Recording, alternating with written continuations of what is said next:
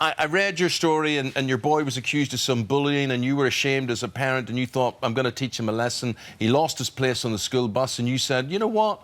You're still going to have to go to school, so you're going to run there.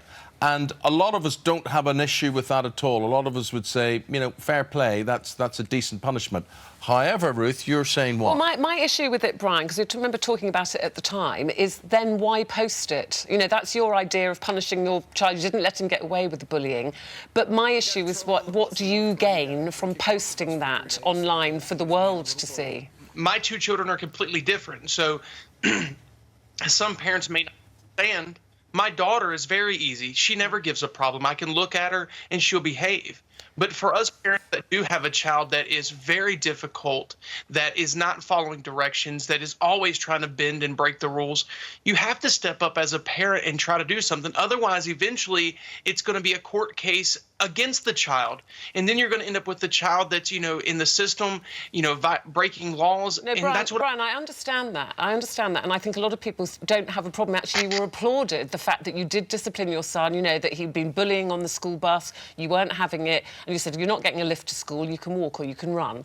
It's the posting of it. Is that how does that help him? Surely the punishment was that he had to run to school whether it was raining or not. But he's saying he's showing it as an example to other parents. Well, I think that there are people that think that was all about you, saying, look at me, aren't I a great parent? Was it about you? No, actually, it was more or less just inspiration for friends. People were thinking it was shaming of my son. The thing is, he didn't know he was on the video. Unlike you see the other videos where the child is well aware, you know, it is being as a shameful act, you know, this was just a child running. Yeah, but is that not a privilege?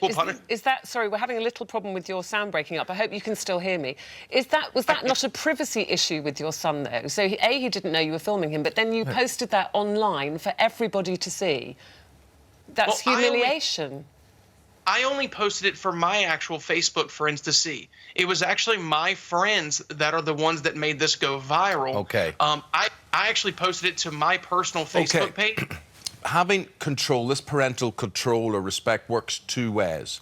What if your son, you said, right, you're going to run to school? And what if he had said to you, no, I'm not? How could you have enforced that? That's when it gets really tricky. I think you must have a good lad deep down because he obeyed his father, he respected what his father said. But what if you had a child which said, I'm not running to school? I think there would be a case-on-case basis. I know with my son, for the most part, I don't think I would have that issue. If I did have that issue, what we would probably do is sit down and have a conversation about it and talk about what led up to this, which we had already done previously, which is why I didn't get much grief.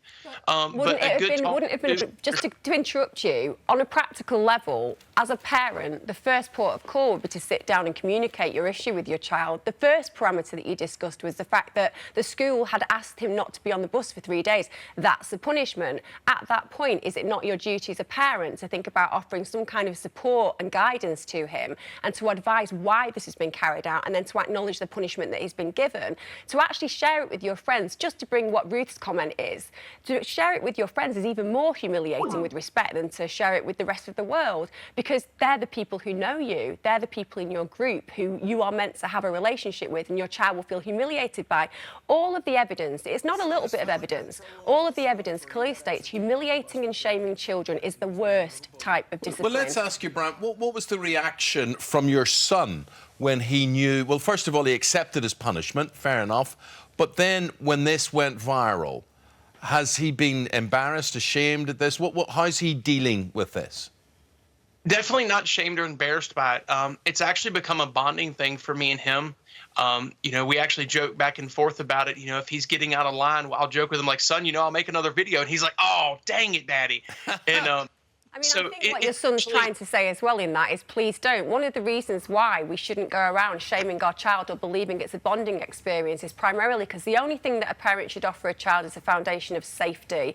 When you say that everybody else's needs usurp theirs, you essentially give them an experience where being at home and talking to you about their issues, no matter how difficult or shameful or challenging, you have their back. That isn't saying to be easy on them. That's not about snowflake generation, the classic parenting thing that we're told about parents who communicate with their children. It's about respect. Look, would you, if your wife did that, have her run down the road, following her, filming her? No, you wouldn't, because one, it would be domestic abuse, and secondly, it would be completely irrational.